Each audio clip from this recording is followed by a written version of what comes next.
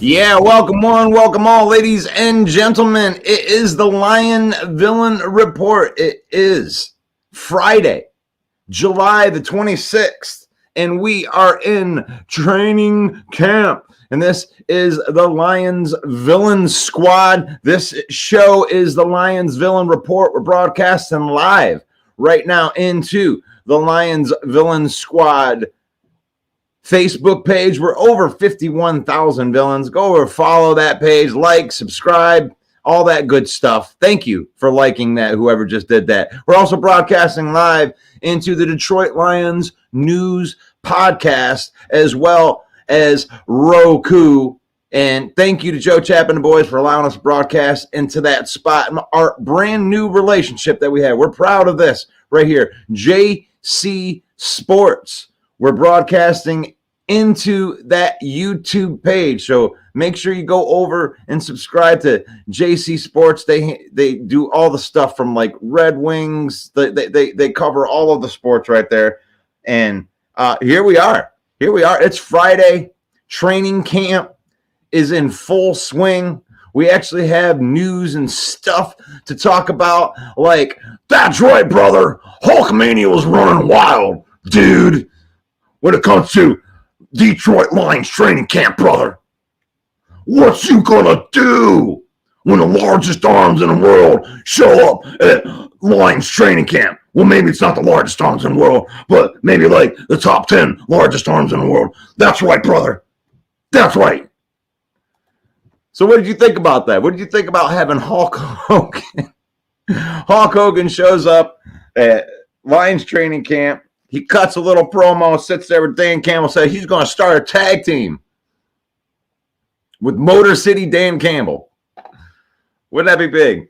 Wouldn't that be big? The crazy thing is like Hulk Hogan's like he was slated at 6'8" when he was back in his heyday, and I mean it really looked like Dan Campbell towered over Hulk Hogan. I think Dan Campbell taken. I think Dan Campbell take Hulk Hogan right now. He can do all that. But Dan Campbell come in, knock him down a size a little bit right there. So Hulk Hogan shows up to the training camp. What is the biggest surprise when it comes to the training camp as I go in here? Good morning to you, Dwayne. Good morning, Paul Jones is up in the house. Russ, drink your milk and say your prayers, brother. Because WrestleMania is running wild on you, brother. That's right. I do have a wrestling page. If you guys haven't seen that yet and you haven't seen the post, go over and follow. If you like wrestling, you'll love my page. I put up content out there. I'm a huge wrestling fan. I'm getting into SummerSlam and all that stuff. So I absolutely love these crossovers that they're doing. I love that Pat McAfee is now the commentator on SmackDown, and that stuff is really fun to me because when they get those crossovers and everything, and it's really, really cool. So if you like wrestling, go over to my wrestling page. Let me see if I can bring that up. Let's see, on the Facebook. And yeah, it's called WrestleMania Pro Wrestling Talk. And let me pull this up real quick here for you. As soon as it switches over. And I apologize here for a second. Let me share this screen for you. Boom. And boom. There you go. WrestleMania Pro Wrestling Talk. We got about almost 5,000 people on there. And when that hits 5,000, I'm going to start doing a live show like this about wrestling. And I know that you guys don't want to hear a lot about wrestling. I won't spend too much time on that, but I wanted to let you know that that's out there. And I have some of these Packer fans. They're liking that too. I know Steve is real. He likes him some wrestling, so I figure I'll throw that out to you. Dwayne Keene says, let's go. Detroit Lions pride. NFC North Division champion title. Yeah. Definitely like that. That one gets a couple Kirk Cousins. Let's see if I can get the the cool little graphic right here for where did it go? Where'd it go? There you go. You want the NFC North champions. That's right, brother. What you gonna do? The division champions. Thank you, Dwayne. I appreciate that. We will be biting kneecaps all year. Hulk lost 5 inches over the years of in back surgeries. Is that true? I thought you were. Dirty Dom is becoming my favorite recently. Yeah, that's because he's he's going after Liv Morgan, and I can't. You can't actually be a dude and not like Liv Morgan. But well, the Lions in training camp, they're doing their thing. NFL baby moving to an 18-game season sooner rather than later. What do you think about that? I mean, they've been talking about it. It's been picking up some steam, and I got to give Main Event Mike some credit on this because he called this like last year when everybody thought he was crazy. It's like, yeah, they're never going to do that. And now with this collective bargaining agreement not taking place until like 29 or 30 or something like that, there's no way. There's no way they're going to wait that long for 18 games. But what would it take? You know, an 18-game season. You know, the unions would be for it. If there was another bye week involved, and that's where I would be for it. I mean, the extra bye week is a big thing. Joe Burrow made a suggestion that I thought was really, really good, and he had said that he thinks that they should do a league-wide bye right in the middle of the season, and do all the Pro Bowl games and all that stuff on there, and focus the attention on all those, because I know the Pro Bowl games really, or not the Pro Bowl games, but the Pro Bowl when they were playing the game, it sucked. It sucked because nobody wanted to get hurt. Just offensive. I mean, really, you're just taking photo ops. It wasn't really all that exciting. Nobody really tuned into that. I mean, the diehards in there, but it's a hard watch when you're not seeing real football. But when they switched it to the Pro Bowl games, I thought that was interesting. Guys jumping up in the air and catching balls, landing in water, and making it fun. I think it could turn into a really big thing. I think right in the middle of the season, if they put that in there, you're doing an 18-game season, but then you have a league-wide bye, help everybody get rested right in the middle of the season. And then during that week, you're running the Pro Bowl games. There's no eyes on any other football, and you can really highlight the guys that were in the Pro Bowl, doing the different games, making them good new traditions about that. And it doesn't have to be anything that you really have to risk injury when it comes down with that. So what do you think about that? Roger Goodell out there. He's out there pandering. He's out there pandering for an 18-game season. It means more money. So what do you think about the 18-game season type of deal? Timothy Becker says, just do it. 18, that's easy for us. We get more football. Who doesn't want more football? I've never seen so many people get excited over guys showing up in shorts to practice and start the season, because football is king in the United States of America. It is, and there isn't even a close second. You could probably combine baseball, hockey, and all the sports together, and it probably wouldn't draw up to the fan base that the NFL has. It's unbelievable. And worldwide, football is starting to catch too. I know soccer, the real football, right? That's pretty big. That's pretty big when you go outside of the United States. But within the United States, there ain't nothing else. It's football. It's football. And during the off season, it's like the NFL draft kicks the shit out of everything. You could be in the middle of a playoff run. The NFL draft, more viewers. So NFL is king, and going to an 18-game season seems like it's inevitable, isn't it? It's inevitable. More money. It means that the players will make more money. That means that the league's going to make more money. The teams are going to make more money because people love to consume this. The gambling, everything that's involved with it is going to grow, and that's what businesses do. I don't mind it. I think it would be a good thing as long as they take care of the players. I love the idea. Good job, Joe Burrow. Looking like Cody Rhodes. Good suggestion.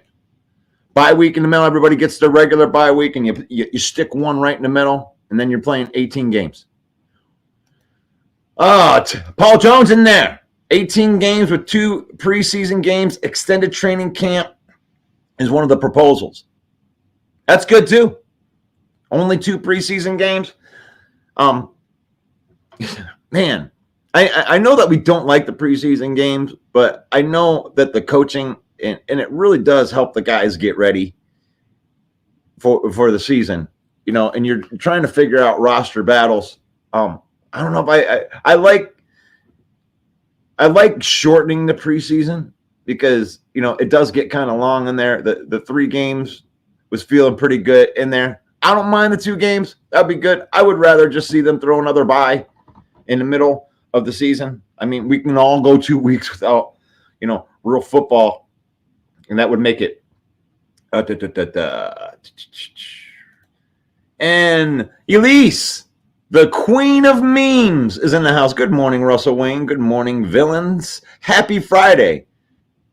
People done with their work week. You like that? Hopefully it's going to be really nice this weekend. You get to go out, spend some time with your family. Enjoy this weather. Even though we love the fall weather because it signifies our Detroit Lions. They're coming back to play some more football. But don't like the cold weather as much. So enjoy yourself. Don't push for the end of summer so much because we love football so much. Main Event Mike's up in the house. Maybe Main Event Mike, do you want to come on? If you don't, then that's cool. If you do, then if I need to send you a link, let me know what I got to do. But it'll push the Super Bowl to President's Day weekend. Yeah, that's very patriotic. That's a very patriotic thing there, Mike. You push it right to President's Day. America, football, cheeseburgers. Let's go. National holiday the day after. That's right. That's right. You do the Super Bowl and the national holiday. You even got to go to work the next day. NFL's got you covered. That's right. Oh, gosh. I know that Mike has a good take on this. So whether we're going to see him pop in here or not, we're going to see if he'll come in here and put a take on this. But I got to give Main Event Mike credit on this because he called this like last year during the middle of the season. He actually took some shit for it. Like people are like, no, you're not going to do it. Mike's like, it's inevitable. He called this way, way back in the day. Let me find Main Event Mike right there. And there is the copy. My computer is deciding to be kind of slow today. And there you go. I sent Main Event Mike an invite. He should be joining us shortly right here. Timothy Becker in the house. I want a 20-game season with 2 more playoff games. Go big or go home. That's right. Maybe they're just going to have year-round football. And you have to have 2 teams. You have a 120-person roster. Oh, man, 20-game season? I don't know. That might be a little much. What's going on, Main Event Mike? Can you hear me? I can. Love that shirt. Looking good. Sorry, I tried calling you and texting you, but you left your phone in your car. Oh, yeah, I did do that. But we're talking about some training camp. We actually have news, And you know what the news is? That's right, brother. Hulkamania's running wild, dude. He's out in Lions training camp. And what you gonna do when the Lions run wild on you? That's right. Wait a minute. Did you just put a Villain Squad shirt on the Hulkster? Is that what that graphic? Did I see him wearing a Villain Squad shirt? Hey, you know what? He can wear. Yeah, he can wear whatever he wants. But the Hulkster, he's a good friend of the show. If he only knew that, that would be really awesome because then we'd have him come on. That's the thing is he doesn't know that he's a huge villain. But you know, Hulk Hogan when he joined the NWO was one of the biggest villains in wrestling. So we can relate, Hulkster, Hulkamania, and the Lions will be running wild. You know why? Because we got two of the best running backs in the NFL, and we're going to be running wild over the entire NFL as we hoist our first Lombardi trophy. I'm sorry, I went off there for a minute. There. What do you think about this, Mike? 18-game season, man. You called this shit. I did call this shit a long time ago. They first started rumbling about it last year that Roger Goodell wants an 18-game season. And the players are not going to just accept that. They're going to have to get a lot in return because the majority of the players do not want this. Howie Long described playing an NFL game once as like being run over by a car every Sunday. And you're asking them to be run over by a car another day of the week, right? So they're going to want a lot in return for this. An extra preseason game just seems like a total no-brainer. But for the last couple of weeks, Russ, I've been trying to work this out in my brain. How are you going to get each team to get 2 buys? And I love Joe Burrow's suggestion of putting the Pro Bowl right in the middle of the season. Everyone gets it off. No way in hell that happens. You heard it here from Main Event Mike. No way that happens. We're talking about billions of dollars that they would lose to develop that Pro Bowl and develop. I mean, that first year would be a disaster for them. Maybe in the long term, they could make that profitable. But last year was the first time the Pro Bowl was even watchable. And it wasn't even a game. It was just a bunch of games. But the first time a guy blows out an ankle because he's trying to catch a football on a unicycle, that's going to be the end of that. All right. That's the end of that. And they're not going to do that, even though it's a great sentiment, Joe Burrow. What they are going to do is possibly, I've heard some rumblings on satellite radio yesterday, maybe they do an alternating division has a bye. Like the NFC North has a bye this week and the NFC South has a bye that week. And then they still do the regular bye. But the main thing about this isn't even really about the 18 games or the extra bye. This is about pushing the schedule back to President's Day for a holiday weekend. You only need one more week to get there. They keep pushing the Super Bowl further and further and further. It started out right in January. Then it became the first week in February for a few years. Now it's in the second week of February. They just keep moving it back. So this extra game will create more revenue and push it to that holiday weekend that Roger Goodell wants so badly. When you brought it up the way that you brought it up, it does make a lot of sense that it isn't going to happen. Because if you just look at it like the whole week off, right? You're right in the middle of the season, right? And you announced the Pro Bowl. I think they could develop a really nice Pro Bowl that isn't is guys riding on a unicycle and get injured. That would suck. But it's like the alternative is just watching a shitty Pro Bowl game that doesn't mean anything, that nobody really wants, that nobody's really going to go hard in, that nobody's cares. Nobody cares. That's a disaster. The Pro Bowl has been a disaster for years. And I don't think in the middle of the season, and it's just my opinion. I mean, I could be wrong on this too, but in the middle of the season, like when you're in the middle of a playoff run, all eyes are on that Pro Bowl game. It actually puts more eyes onto the Pro Bowl game, and you're looking at it, and you got football coming the next season. You see all your favorite guys that, made the Pro Bowl doing the unicycles, doing the photo ops. I mean, you're talking about the most watched sport in the world has the least watched All-Star game. of all of the sports. Even hockey's all-star game gets better ratings than the Pro Bowl. So maybe they would want to pump that up, but that's after the season, right? I mean, but that's why, right? It's like getting in a car wreck every week, and now you want me to go to Hawaii and catch a football on a unicycle when I'm supposed to be locked in on the playoffs. My focus is supposed to be winning this division. You only get 17 games or 18 games soon. That's all you get. You cannot afford to take a Pro Bowl break in the middle of the season. Those players would rather stay home with their families in the middle of the season with an extra bye week than go out to Las Vegas and jump on a trampoline. Okay? So it's a pipe dream. That's never going to happen. But they are going to go to 18 games, and the players are going to get something in return, and that probably will be one of the concessions will be an extra bye week. Yeah. But it's like you've definitely done your research on that part because you're convincing me. Because you start thinking like these billionaires, which, when you're poor, you don't really get to think like that very much. But when you really think about it, it's like, what do billionaires like more than money?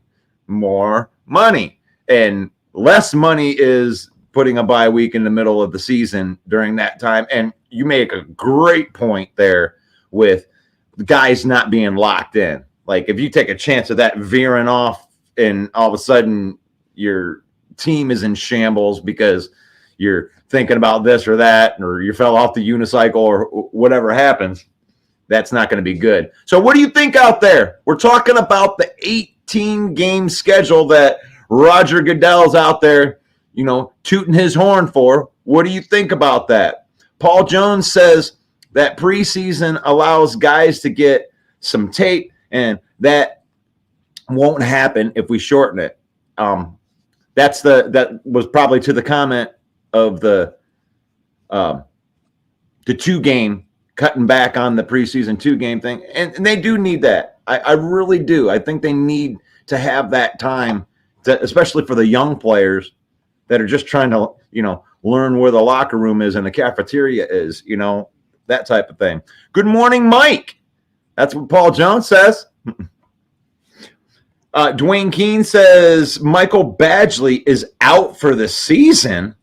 Yeah. I didn't know that. I've been locked. Money Badger. They did not disclose the injury, Russ. Dan Campbell just said it was a, quote, serious injury and is out for the season, paving the way for Russell Wayne's prediction that Jake Bates would be our kicker to come true. This is a big deal, folks. He was 21 of 28 in the USFL. And I know a lot of people are believing on him because chicks dig the long ball. Chicks dig that sexy 64-yard field goal. But he missed a couple extra points, and he missed a couple chip shots, too. Field goals. So this is a big deal. There's no more real kicker battle. They let the kid from Michigan, Johnson, go and got picked up by who? The Green Bay Packers. So it is definitely a big deal. This is big news that Badgley's going down. I mean, not like Dan Campbell kicks it anyway. Yeah. When it comes with Jake Bates, I put this opinion out there. Here's my Jake Bates opinion. Like, Dan Campbell is going to use Jake Bates in the way that he goes for it on all of the fourth downs. Everybody thinks it's like this all of a sudden is going to make Dan Campbell kick a lot of field goals. No, that's not what he's going to do. What it's going to do is when he's on his side of the 50-yard line, he's going to go, 69-yard field goal. Get out there, Drake. Okay, get out there. I think that you can hit this. And he's going to be kicking these astronomically long field goals because it's like, hey, man, he kicked the ball 80 yards. Let's see if he can make a 71-yarder.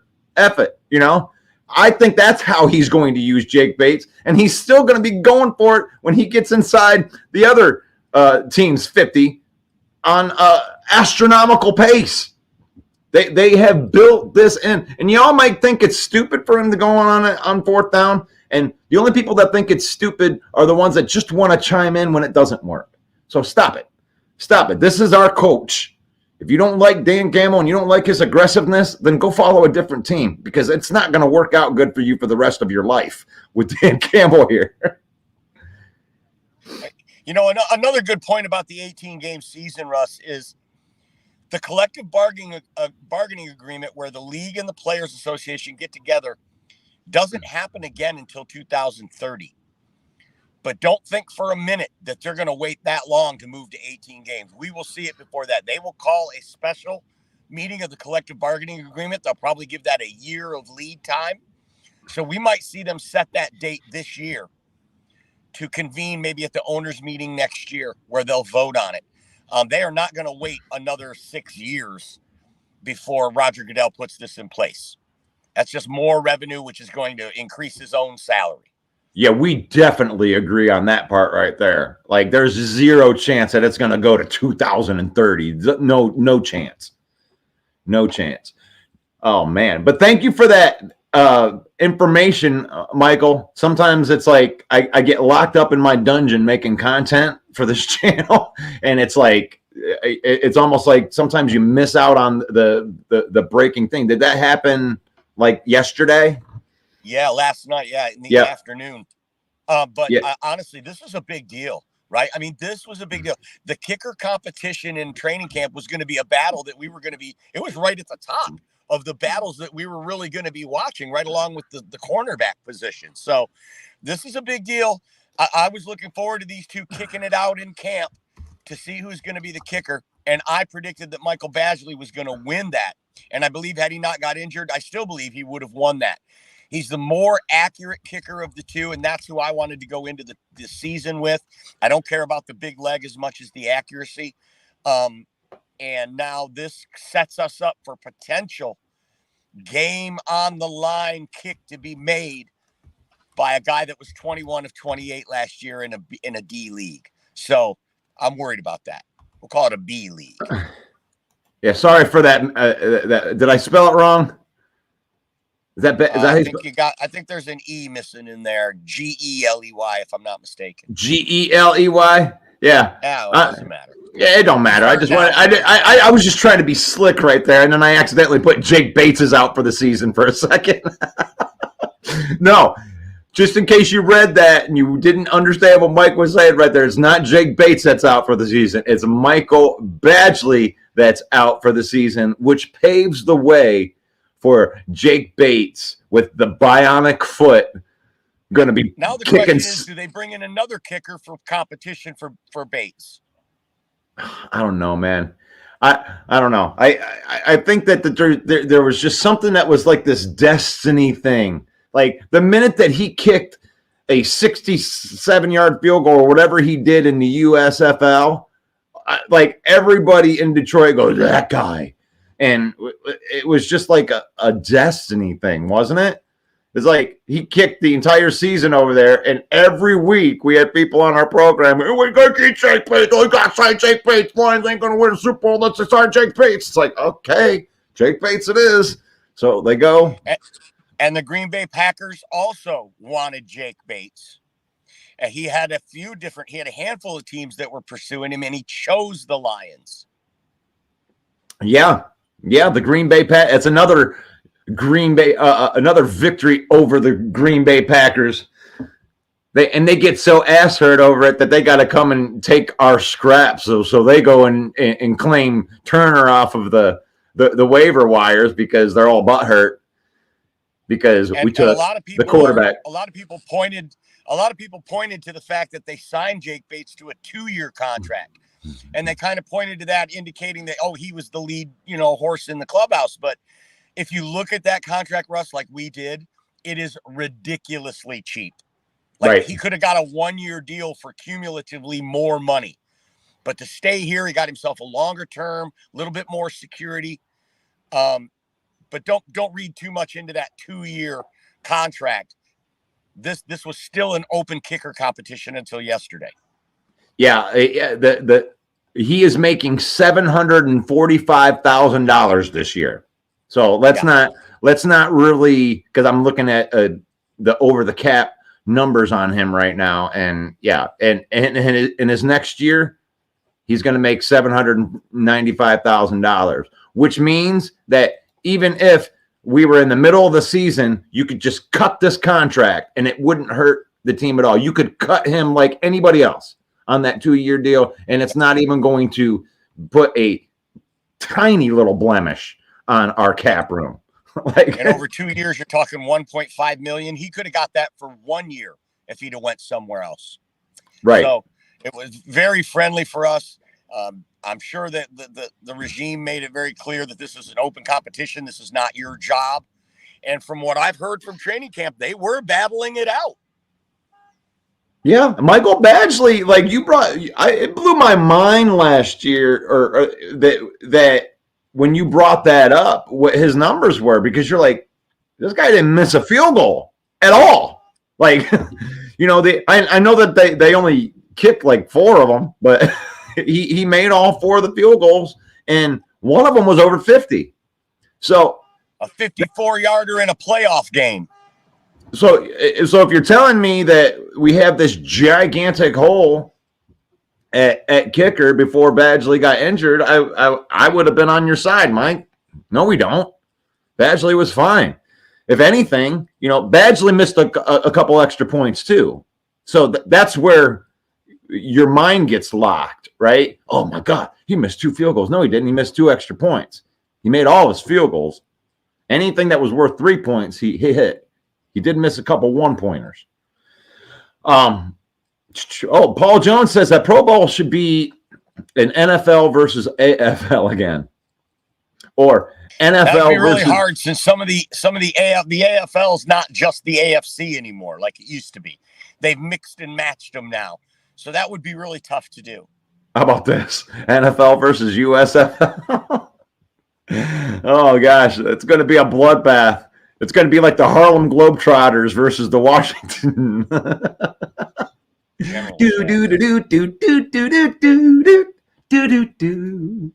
Bates. That's the thing too. The Pro Bowl, these guys, they have a hard time getting a lot of participation from the players as it is now. Put that in the middle of the season, and it's still going to be voluntary. If you put it in the middle of the season, hardly anyone would go, I would imagine. They're like, let's see, can I go do that, or should I stay here and rehab my body because I got the second half of the season to play? No way that happens, Russ. Bates Motel is open. There you go. Bates Motel is open now. We're about ready to make it scary for the rest of the league right there. So that's going through all of them comments right there. Hulk Hogan shows up at training camp today. Let me know what your thoughts of that are, if it's in anything or it's just a shameless plug for the WrestleMania Pro Wrestling Talk page that you can go follow if you like wrestling. He's a Buccaneer fan anyway. Is he? Yeah, he probably jumped on the bandwagon when Tom Brady went down there, because there's no real Buccaneer fans. Oh, the training camp storylines. That's what we got. We actually have storylines. J-Mo out beasting. He is out there beasting. He's gotten a lot of good talk from the coaches, and the people that are around him think that he is just going to light it up. Like it's a completely different thing from last year. And for those, I know that there is some sports talk media that's out there that says that, last year that people were talking about, oh yeah, look at Jameson, look how good he's doing, look how good he's getting. There was none of that last year, guys. Like there was no good talk on Jameson Williams last year. Dan Campbell wasn't coming up and endorsing him. As a matter of fact, it was the opposite of that. Dan Campbell came out last year and said Jameson Williams will never, he's probably not going to have elite hands. That's not his bag. He was trying to motivate him from the opposite side, tell him to work harder, trying to get his body right, get on the same page as Jared Goff. Jared Goff was underthrowing him. They weren't on the same page. There was this miss, it wasn't lining up for him. But then coming into this training camp, Amon-Ra St. Brown made a comment. Dan Campbell made a comment during OTAs that said he just looks like a different player. I don't know what that means. Does that mean that Jameson Williams is going to have 1,900 yards receiving this year and blow up the league? I don't know. But I think that he's going to have more than, 4 or 5 targets a game this year, like he did last year. So if Jameson Williams is coming into camp, he looks stronger, he looks leaner, he looks faster than he did last year, looks like his hands are better, why wouldn't we feel good about that? Like, if you don't believe in Jameson Williams, what is your thoughts on it? I know that you're a hard person on Jameson Williams, Mike. What are your thoughts after hearing comments like that from the staff? Well, as we said on the show yesterday, he's going to get number 2 targets. But to your point earlier, nobody was talking about JMO last year because we knew he wasn't going to be the number 2. We knew Josh Reynolds was going to have that role. Now Josh Reynolds is gone. It's his position to lose. If Isaiah Williams, the rookie from Illinois, makes the team, if Antoine Green takes the next step, they're going to have to supplant him. Donovan Peoples-Jones, they're going to have to supplant Jameson Williams to get that number 2 role. So we know that it's his. But let's look at it from a fantasy football perspective. Jameson Williams is still, in a fantasy world, still going to be a low-end RB or WR3. He's going to be a wide receiver 3 on your fantasy team. Nobody's taken JMO as their number 2 on their fantasy team. And it's not because he doesn't have the ability. It's because there are so many mouths to feed in Detroit. Sam Laporta, Jahmyr Gibbs out of the backfield. We're going to run the ball a lot because we have the best offensive line. So the target share is going to be down anyway compared to some other receivers or some other teams. So don't expect JMO to blow it up and take him in the second round of your fantasy team because you're making a mistake there. What we're going to see is marketed improvement, more targets. Hell, every time the guy touches the ball, he's a threat to go to the house, right? Mm-hmm. So in some crazy, bizarro world, he could have 1,900 yards and 15 touchdowns. That could happen because he's that dangerous. Yeah, and I wouldn't count on the odds are long on that. But hey, if JMO can be just even 3/4 of what we drafted him to be, this is going to help this offense be a top 5 offense in the league again. All right, so I'm gonna throw a hot take on here, and this is because here's the thing, and I know everybody gets excited. We have a lot of good players here in Detroit. We love our Sam Laporta, we love Amon-Ra St. Brown. You got Jameson Williams and Jahmyr Gibbs, and all of these playmakers.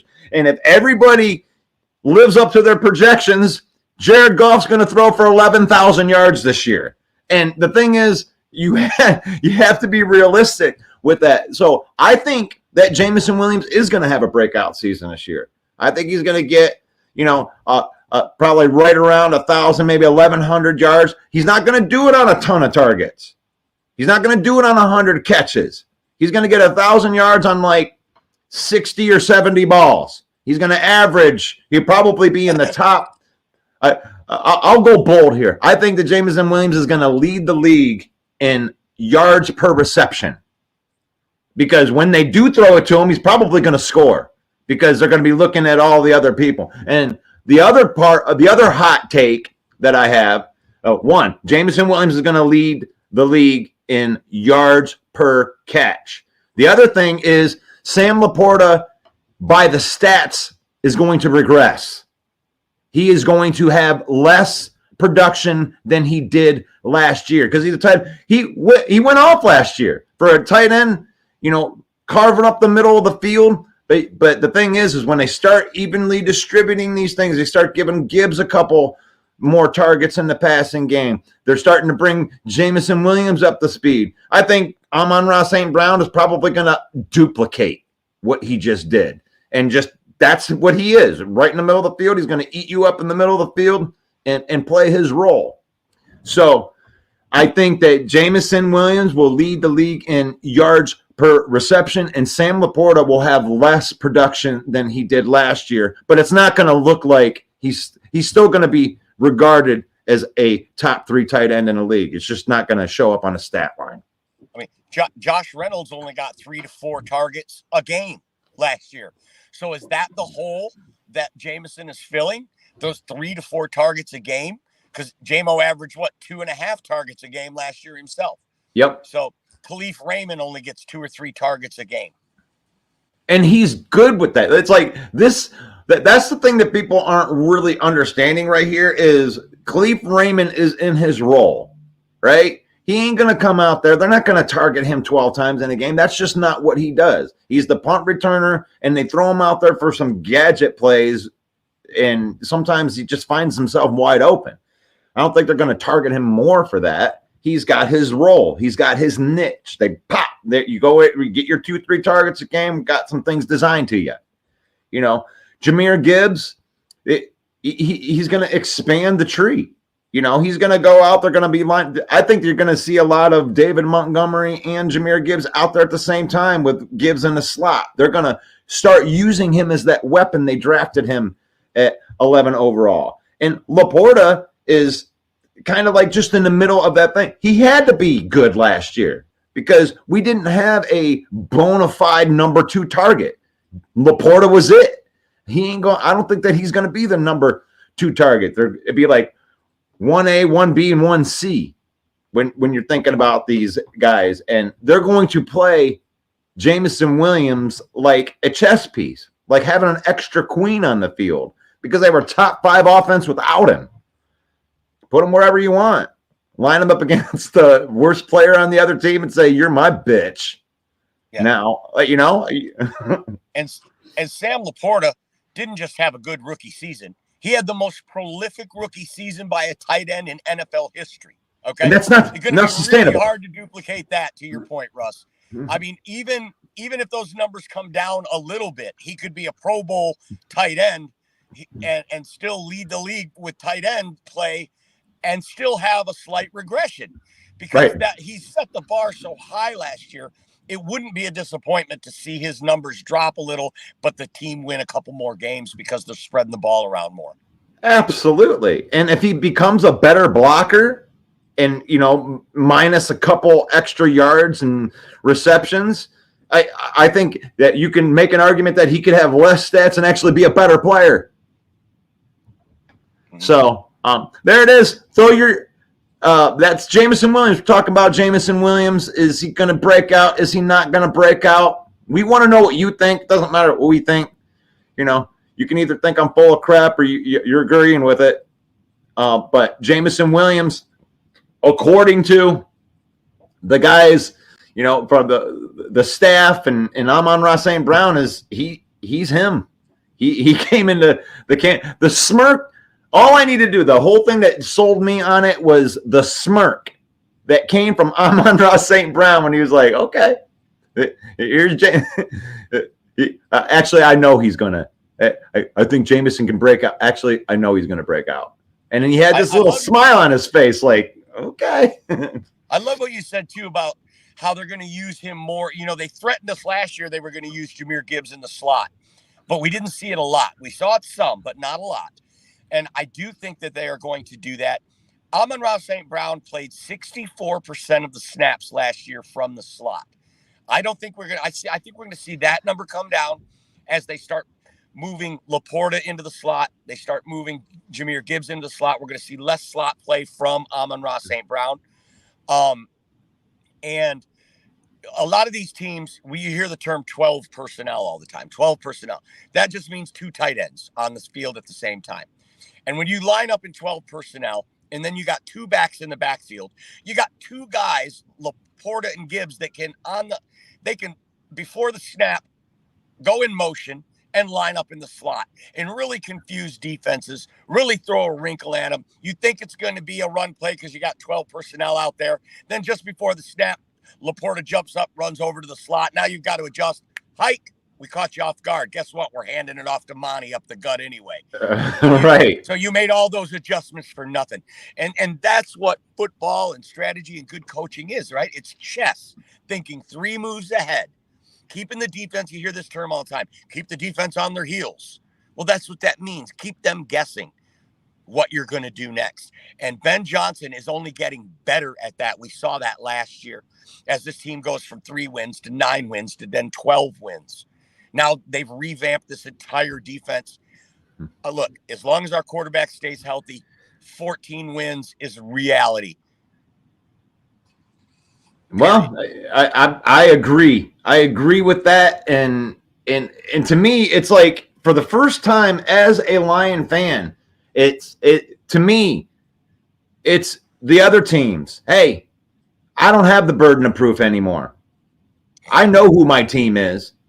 I know what they are. I know what the identity is. I know how they want to play. I know they have players in those spots that can do those jobs. So we don't answer questions anymore. If you want to see my "We Don't Answer Questions Anymore" video, you can go to our YouTube channel and check that out. But we don't.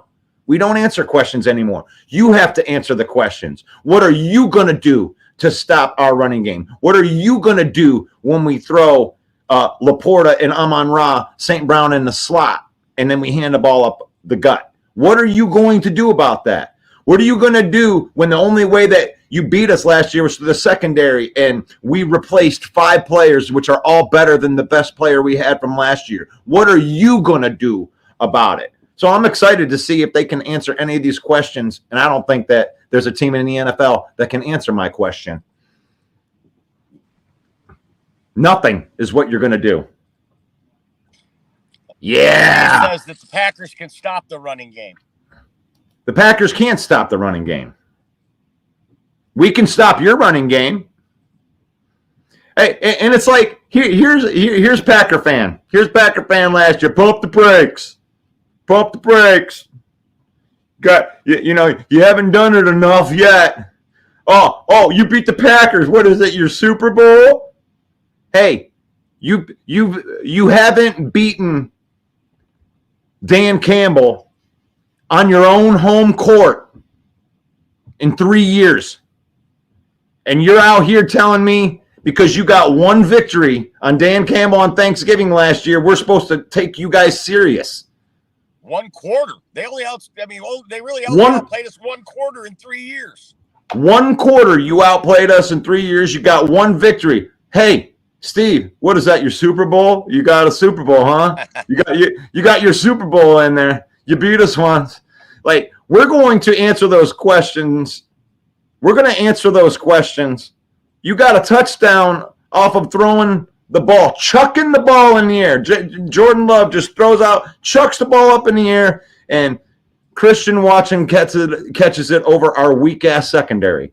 And we all know it's a weak-ass secondary. We looked at that, looking at Kendall Vildor out there with Jerry Jacobs and going, oh, my God, it looks like a clown show.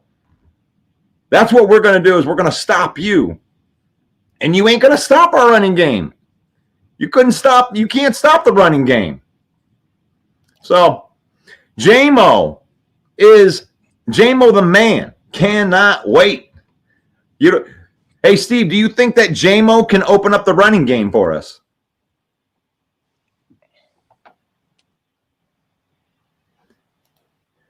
Steve, we are going to stop your running game. We're going to stop your running game. And we're going to stop your running game. Steve says, and we have to take you guys serious. You have to take us serious. If you don't take us serious, then you're going to lose again. Lose. Even on the one game they won, our backs went off. We were gashing them on the ground. If you remember the last game in Lambeau, Monty ran right through them. Monty owns the Green Bay Packers. Like, he couldn't wait to get to a team that had a good offensive line to push those little guys out of the way. It's going to be fun this year, beating down this defense. Like, he's got a brand new defensive coordinator down there in Green Bay. And it isn't even a good defensive coordinator. It's Matt LaFleur's buddy. Do you remember when the Lions had Patricia and he hired that dude that was like at his old college as the defensive coordinator for a year? Do you remember that? When Matt Patricia, yeah, that's what you did. That's what your team did, and you're confident in it. You're like, yeah, because my defensive coordinator. The guy hasn't done anything. Your defensive coordinator is a joke. He hasn't even had any NFL experience as a defensive coordinator. But LaFleur hired him because he's his buddy, and y'all didn't want Joe Barry anymore. Joe Barry has a hell of a lot more experience being a defensive coordinator than LaFleur's buddy. But, yeah, I guess that defense is just going to stop the best rushing attack in the NFL. Good luck. All right. So, I think I've ran out all the other fans. It's just Steve responding to my comments right here. All right. This is the Lions. Oh, I got the wrong thing. Hold on a minute. This is Lion Villain Report right here. We're doing the training camp preview. Hulkamania was running wild at Lions training camp. Today, we have discussed the 18-game schedule, probably happening sooner rather than later. We also been discussing some of the storylines with Jameson Williams being really, really, really good this year. Or maybe we're just going to fall off the edge. Maybe we're just Lions homers, and Jameson Williams is going to be Jameson Williams, and he's a bust and all that.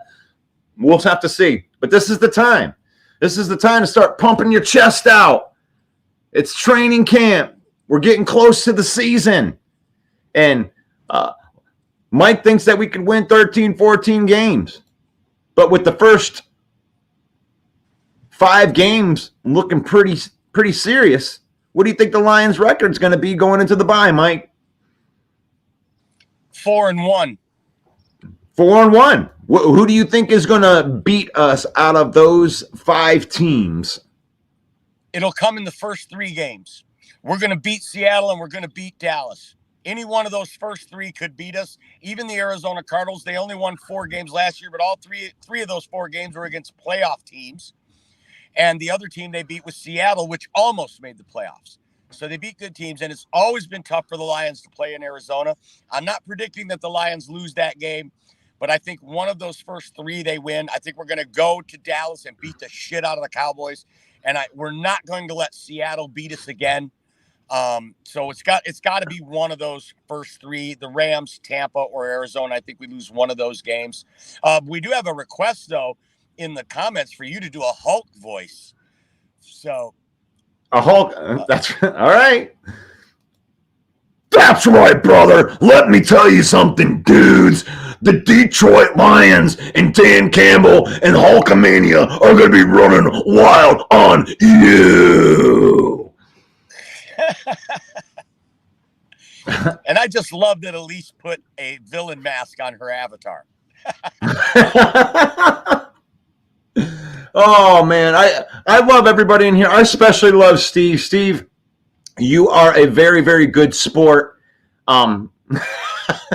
Steve says, I can hear fear in your voice.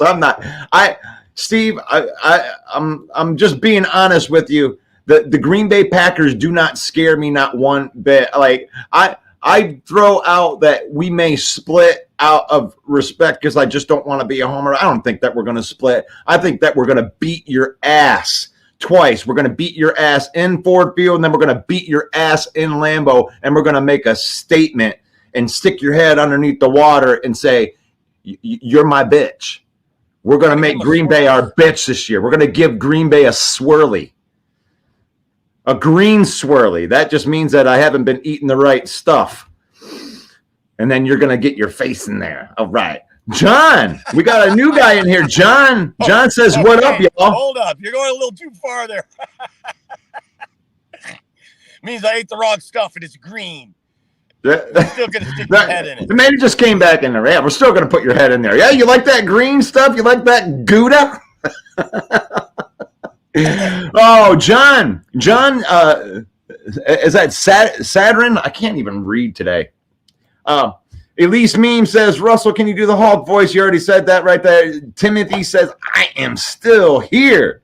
John says 4-1 with the Cards as the loss. He agrees with you. Some of these teams, the parity. I mean, when we go in here and we're scared of some of these teams that you don't know a lot about, that's the NFL, folks. The NFL is so close. The parity is so close that, you know, the Carolina Panthers on any given Sunday could beat the Kansas City Chiefs. Like, that's the parity of the NFL. All of the guys are good. The backups are good. Like, the backups are good. The practice squad guys are good. The guys that are just on the outside that aren't signed to a team, that are waiting to have a signed team, they're good. There are no shitty players in the NFL. That's where people really lose it, is like they kill it in college. But what happens when you're playing in college is you got, maybe 1/4 of the team is of the high level players, and the best players in college can eat up the players that aren't. It's when you get into the NFL, you instead of having a defensive end that's running a 5.40, you got 2 defensive ends that both run 4.5s that are running after you. Like the speed is unbelievably different when it comes to that. So I love this comment because the Cards, they're predicted to finish last. And can they beat the best teams? Yeah, they're a professional football team. They just drafted Marvin Harrison Jr. They have a young team because they've been shitty, they've been picking at the top of the draft. So they got good young players that Darius Robinson.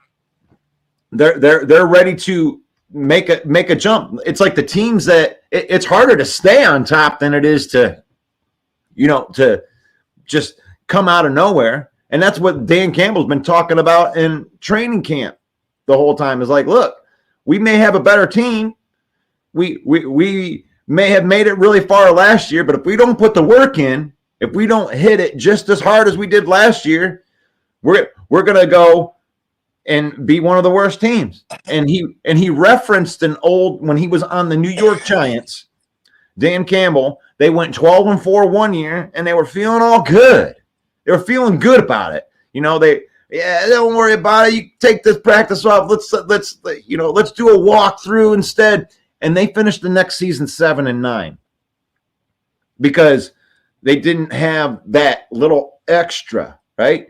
And that can happen. And I don't think it's going to happen to the Lions because Dan Campbell started this and hit this right off of the bat. These guys that they brought in aren't those kind of guys. Amon-Ra St. Brown got his money, and it's not like he's comfortable now. Now he actually has more of a chip on his shoulder because, now they paid me. Now I have to be the best ever. And I do believe that Amon-Ra St. Brown, when it's all said and done, could be the best wide receiver ever. I got a jet, Russ. Thanks for having me. I'll see you all on Monday. All right. That's the main event, Mike, man. And I'm getting ready to do this, to take off too. But why do I say that Amon-Ra St. Brown could be the best wide receiver ever? It's because of what he is good at. It's like there's other wide receivers in the league that are elite in other stuff, like route running. Like I always use the Justin Jefferson. It's like, well, he's never going to be better than Justin Jefferson. Okay, maybe at running or catching the football or running routes or whatever it is that Justin Jefferson is doing better. But what Amon-Ra St. Brown does better than anybody in the league is prepare.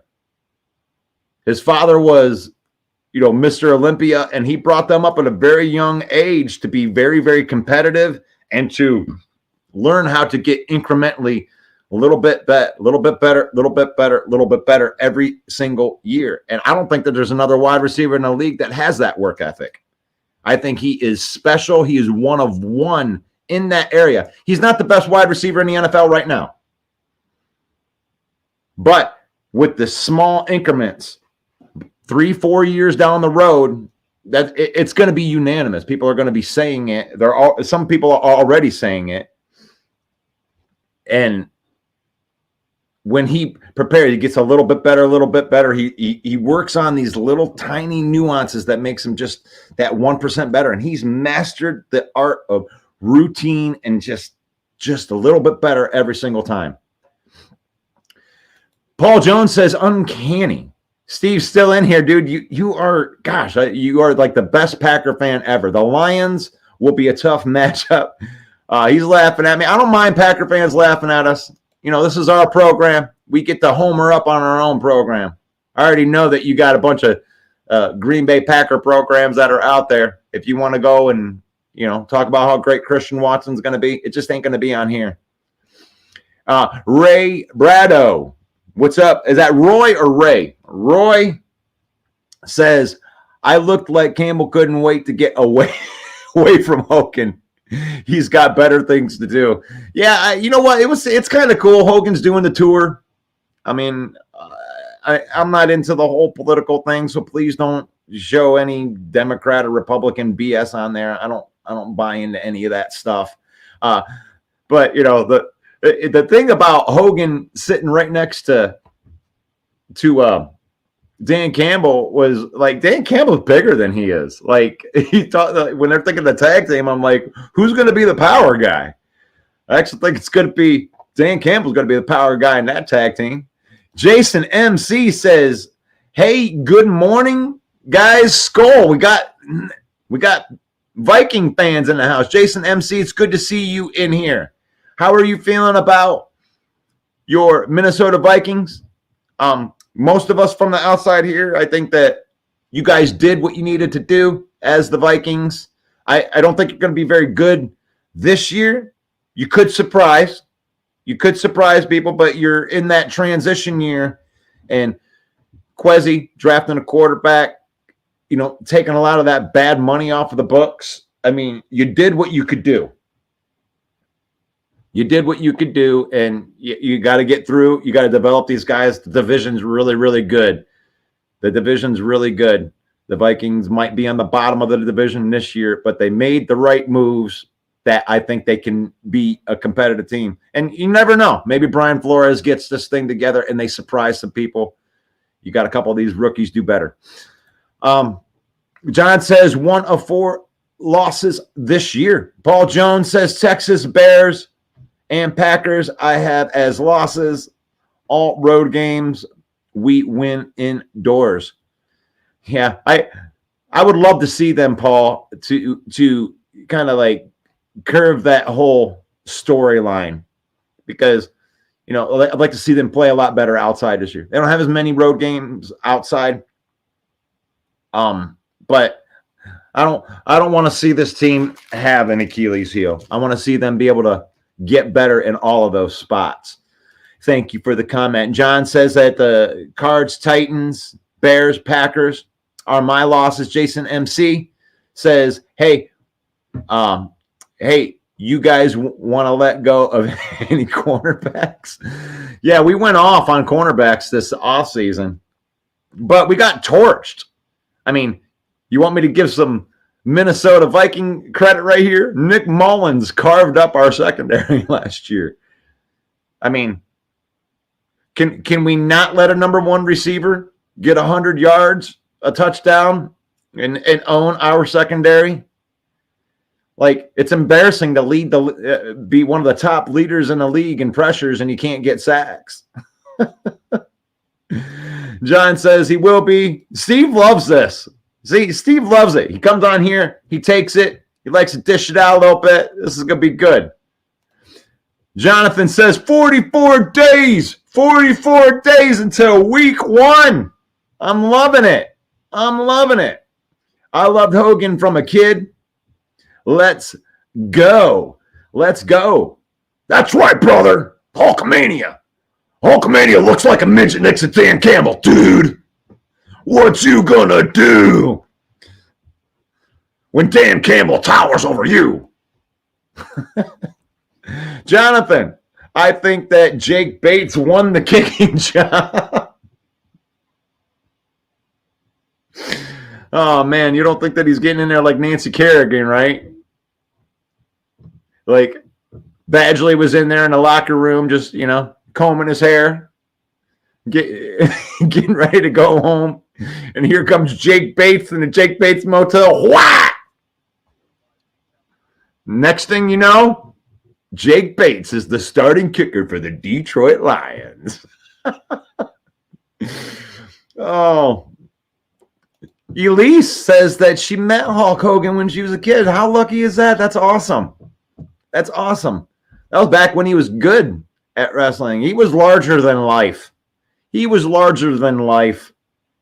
They had to build Ford Field because there was this one match back in the day, WrestleMania 3, where Hulk Hogan lifted up the Andre the Giant, brother, and he threw him down into the middle of the ring, and he shook the foundation of the Pontiac Silverdome.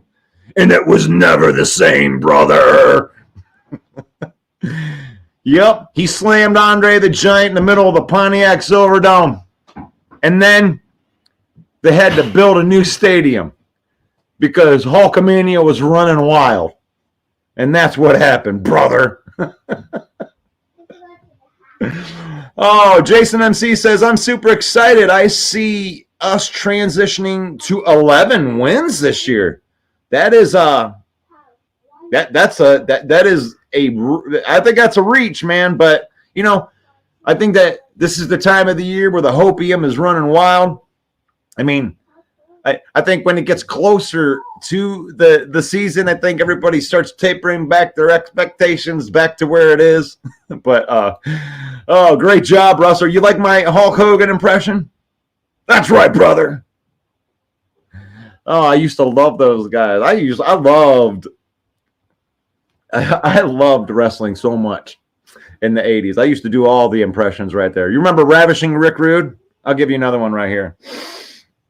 I gotta put something in front of my face for this. All right, there you go. I know this is not. I'm not gonna do a Hulk Hogan impression. I'm gonna do an impression of a guy named Ravishing Rick Rude. Anybody remember Ravishing Rick Rude? If you remember Ravishing Rick Rude, just give me a thumbs up in the comment right there. You like that? What I'd like to have right now is for all of you fat, out of shape Detroit Lions and Green Bay Packer Viking sweat hogs, keep the noise down while I take my robe off and show all the ladies what a real sexy man looks like. Hit the music. There's a little Ravishing Rick Rude for you. Oh, I've had some fun today. This has been a good episode. We went about 12 minutes over today. Let me get this background music in as we finish out. We're going to finish out. We appreciate everybody for joining the show today. This is The Villain Report with your host, Russell Wayne. You can join me each and every morning at 9 a.m. We're live on Roku. We're live on JC Sports. We got a brand new relationship. We're on the YouTube page. JC Sports, the Lions Villain Squad YouTube page. We're live inside of the Detroit Lions News Podcast. Thank you to Joe Chapp and the boys. Go give us a follow over at Lions Villains. We got 51,000 villains. 51,000 villains. You can join the conversation each and every morning right here. It's good stuff. Got to finish out these comments right here in the back while we're hitting that music. Brent says that we will have 11, 12 wins for sure. Elise loves my impression. I love that. Thank you, Elise. Paul Jones. Thank you to Paul Jones. Thank you, Jonathan Height. You brought back some memories there. Yeah. Jason MC remembers. Hit the music. Oh, I love that you guys love the wrestling page. You guys want to go follow my wrestling page? Let me get this thing out of the way here so you guys can go see that. You want to follow the wrestling page? Oh, wait. I got the wrong one. Dope. Let me go change that out. We got to get to the wrestling page, which is right here. It's WrestleMania Pro Wrestling Talk. And I do this kind of thing. When I get to 5,000, I'm going to be on here. I'm going to create a wrestling talk show. When I get this page, Pro Wrestling Talk, to 5,000 people, I'm going to start one of these little fancy podcasts, and that's also going to be airing on JC Sports. So for everybody that's out there that enjoys football content, we appreciate you guys for today. And we hope to see you guys tomorrow morning for the Lion Villain Report. Yes, we are going live on Saturdays as well. So from me, Russell Wayne, from Main Event Mike, from everybody here at the Villain Squad, may the Lord bless you. May the Lord keep you. And may the Lord shine his face upon you until we meet again tomorrow morning with Football Talk.